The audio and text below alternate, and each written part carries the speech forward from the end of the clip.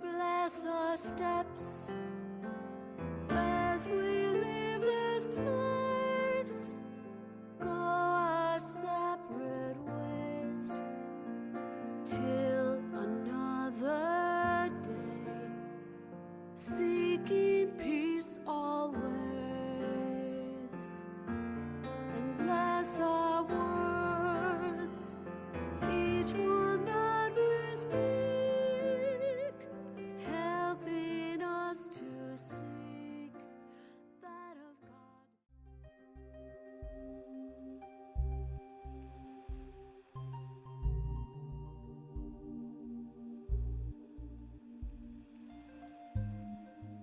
Please join me in prayer.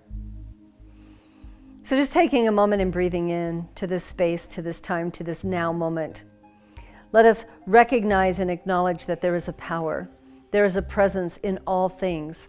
There is an energy that permeates all life, and we call this God, we call it spirit, we call it universal wisdom, divine intelligence. Many names, but one being, only one. And knowing this, we know that we are connected to God, in God, and as God. That Spirit lives within each and every one of us, and it guides us, and it supports us, and it comforts us when we need. How beautiful that is. So let's just take this thought and this time and just allow ourselves to be fully present now. As we listen to this message and as we turn our attention to this moment, let's let go of all outside distractions. And we allow this time to be perfect, and we know it is blessed, and we know it is unfolding exactly as it is designed, and what comes forth is exactly what is meant to be here. And so we call that good, and we send blessings of love and light around the planet, touching all people, all hearts, all lives. And knowing that this is our purpose, this is our presence in all things, we just allow it to be, and we let it go. We let God, and so it is. You know, every journey of our lives begins with some level of anticipation. So consider for a moment taking a trip, going on vacation. Maybe at long last you're going to actually go get on an airplane and go somewhere. And what we do in this time frame is as we're getting ready to leave, to depart, we plan, we prepare, we pack our bags, we decide what kind of things to take with us, and we decide what we're going to leave behind. And this energy around it is exciting. We don't know what's going to happen. We're still stepping into the unknown, but we have an idea. We know what we'd like to see happen, and this level of anticipation is so exciting. And so we have a new word for this. We're calling it Bless-itation. And really the cool things about living in today's world is if there is an idea or a thought that we want to bring forth and we don't have the exact word for it, we can just make one up. And that's today's talk title, Bless-itation. So we're going to look at this for just a few minutes in that same arena of our theme for the month of stepping into the unknown, of not knowing what's going to happen next, but what are we going to bring into the moment? What energy are we going to bring with us? I have a quote from Benjamin Franklin that I just love, and he says, "When in doubt, don't." So when you look at this idea of anticipation and excitement and moving forward, the thing that can get in the way is the doubt. Well, what if? What if the plane is late? What if the car gets a flat tire? What if when we can do that and we can just make ourselves crazy with it? And I want to take a minute here and just talk about that idea of doubt, because doubt is kind of a natural part of our process. It's part of our psyche to kind of stop and pause and question. But is it? Is it really a natural part? So consider for a moment your childhood. And don't go into the dramas and the things that maybe you're trying to forget, but consider a time when you just knew that you could do anything you wanted. I had a friend, I was probably 5 years old, and her little brother decided he could fly. And he went out and managed to climb up on the roof of their garage. And he jumped. And he found out he couldn't fly. I think he broke his arm. But it wasn't a horrible thing. It was an interesting thing. For me, the story as a child was how interesting is that he just got up there and jumped off the roof. And that resiliency that kids have, that very intentional idea that they can just go out and do something. It's beautiful, and we should absolutely help grow that and help develop that. But unfortunately, what we do, because we love them so much and we want them to be safe, is we instill in them a level of doubt. We start to get them to question the safety of what they're going to do. And of course, they need to be conscientious, we all do, but we build that doubt muscle in our kids. And so what happens is we start growing up and we start putting our lives on hold, and we start waiting because maybe this isn't the right moment, maybe this doesn't feel right, and we start pausing and we start stepping back, and sometimes we don't even take the next step. We settle for something less because we have allowed doubt to become a driving force in our lives. So we're going to shift gears with that today, and we're going to move into this idea of bless-itation and moving into that place of anticipation. Now, there's a lot to be said about the concept of expectation. We can set ourselves up with expectation. We can believe that the outcome is going to look just like this, and when it doesn't look just like this, then we are disappointed. So we're going to shift from that and just go to that idea of anticipation and getting excited about whatever is coming. And I don't know what it's going to be, but it's going to be great, and it's going to be wonderful, and it's going to be fun, and it's going to be exciting. Let's look at it that way. David Cushillery has a quote that says, "Anticipation. It is better to be afraid, excited, and thinking the best."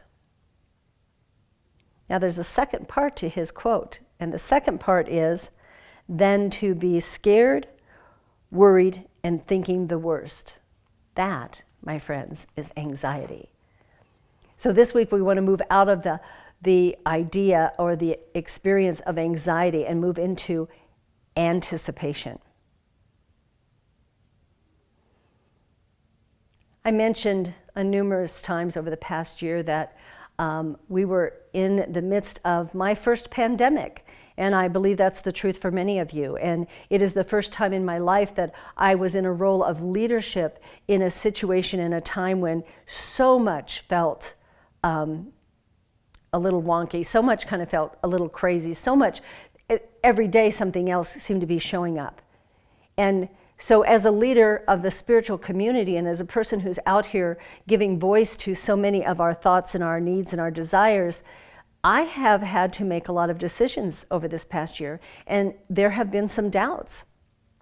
And the good news is that I know how to address those, and I know how to stand in my faith and keep moving forward. But I may have made some mistakes. I may have made a few decisions about things that took place that maybe weren't necessarily the right decision, but for me at the time, it was the best decision. So the thing I want us to look at here is, as we reflect on our lives and everything that's led us to this moment, is to be very aware of the fact that that's okay. That's okay. As long as we did not cause anyone harm, it's okay. And to look at the doubt as an opportunity for caution isn't such a bad thing, unless it halts you in your tracks.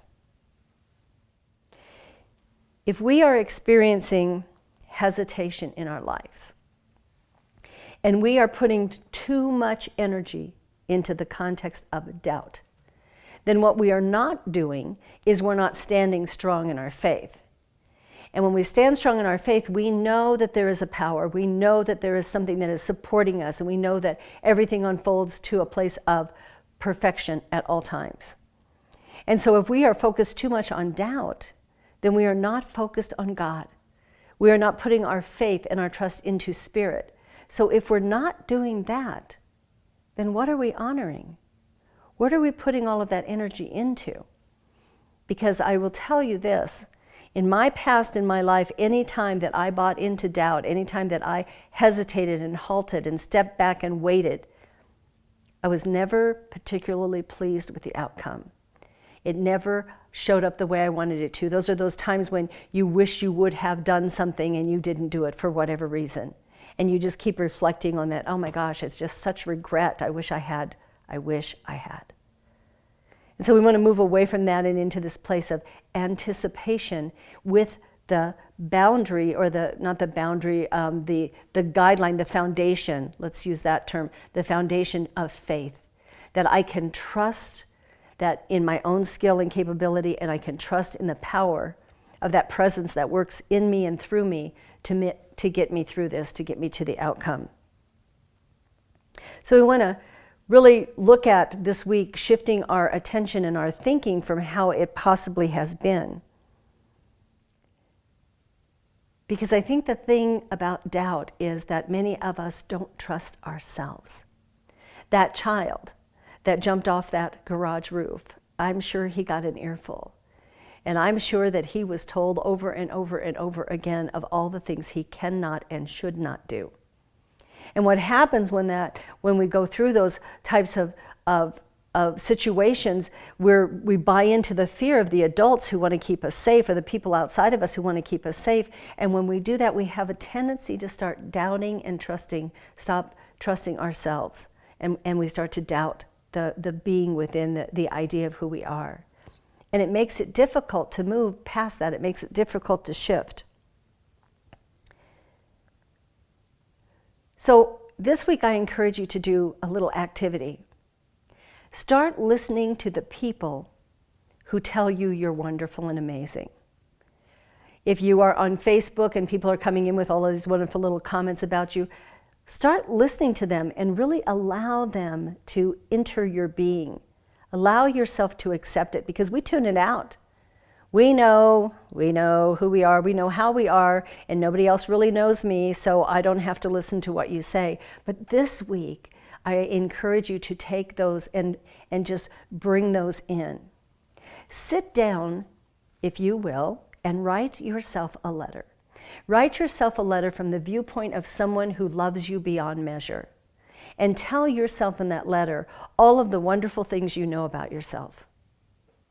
And don't stop there. Put it in an envelope. Put a stamp on it and mail it to yourself. Now you may think I'm crazy, but from time to time I send myself letters, and from time to time I send myself a card. Some card that I found that has such amazing words, I wish someone would give it to me, and so I've sent it to myself. And what's interesting is when it does come in the mail, I'm looking at the envelope and I see my own handwriting, and I find myself feeling a little confused, because as soon as I pop that thing in the mailbox and send it, I forget about it. So when it comes back, it's like a surprise. But to look at that language and look at those things that you're telling yourself, that voice of doubt continues to override, it's such a beautiful process. And just one time, try that. See how you feel. See how that unfolds for you. There is a story in the Hebrew scripture about a young man by the name of David, and an individual who is described as a giant, whose name is Goliath. Now, depending on what version of translation you're looking at, the size of Goliath kind of alters, but in the version of the Bible that I have, it talks about him being 6 cubic feet and a span. I don't know how much a span is, but that equates to about 9 feet tall.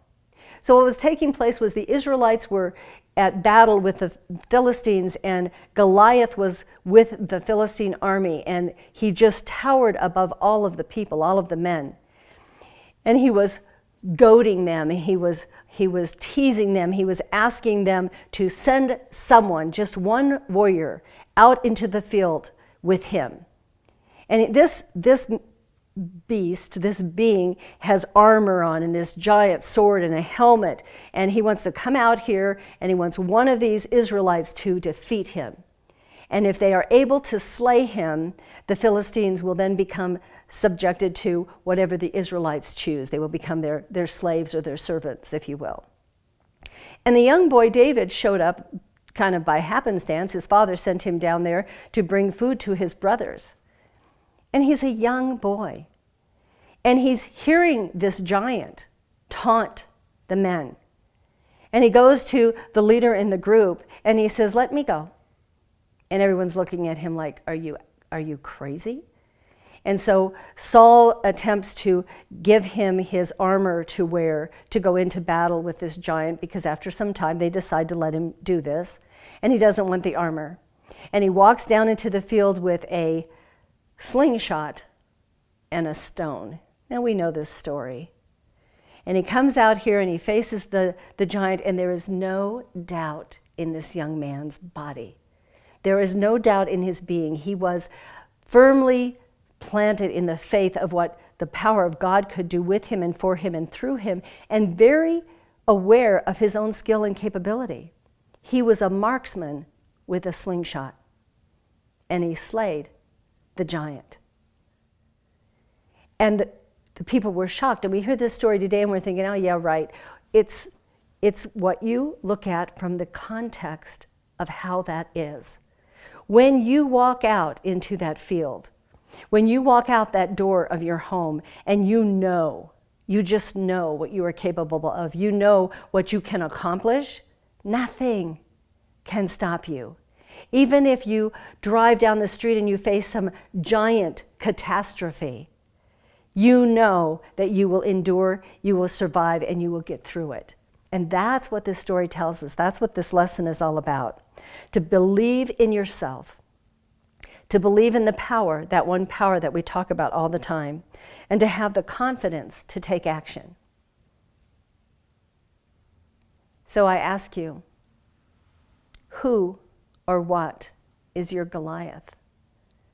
What is the giant that has raised its head in your life that you are challenged with or that you are facing? For many of us around the planet, it's called COVID-19. For many of us, it can be other things. Take some time this week and just identify that. As you continue to work through this process of letting go of doubt and personal mindsets and hesitation, and look into that place of bless-itation, knowing that you can anticipate good and good can come for you. Sharon Gannon has a quote, says this: "Live with the anticipation that something incredible might happen at any time." How exciting is that? I can get up in the morning and know pretty much what my day's going to look like, know where I might be going or what I might be doing, who I might be interacting with, and I can still allow that anticipation to rise within me that something phenomenal, something exciting is going to happen at any moment. We don't have to take it to the degree of how it's going to be at the very end. We don't have to compartmentalize the outcome. That goes back to the idea of expectation, and that can trip us up. But anticipation is just allowing that excitement and that energy to build as we get ready and as we prepare. If you truly believe that God is all there is, if you truly believe that God is in all things, then what you know at some level of your psyche is that you cannot fail. You cannot fail, because that power that we are taught about will not allow that to happen. You may need to join together with a few of your friends. You may need to connect with some people to help put that all together, to build that anticipation at the same time. However that works, whatever that needs to look like.